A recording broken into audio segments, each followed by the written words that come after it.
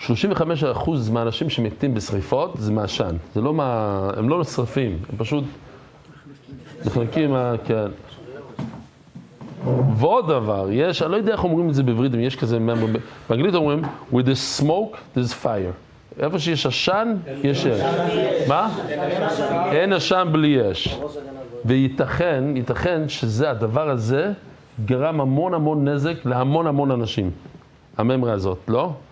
כי יש פעמים שיש, העשן לא אומר כלום. אם יש עשן, אז בשביל זה אתה יורד על הפלוינים ואתה ממציא עליו כל מיני דברים וזה.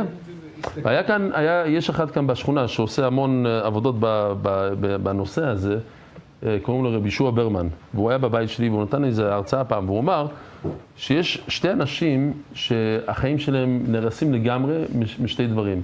ילד שנפגע ומבוגר שאמרו שהוא פגע. כאילו מבוגר שהוא לא עושה כלום, הוא לא קשור, אבל היה עשן וזה, לא. אוקיי, די לחכים, בסדר. זאת אומרת, לא, יש, אפשר, אם זה נכון, אז בסדר גמור, צריכים להציל את המצב. אבל לפעמים, אתה שומע איזה ממרי, חייב להיות טוב, ואתה אפילו לא יודע, ואז פתאום כל החיים שלו נרסו בשביל כלום.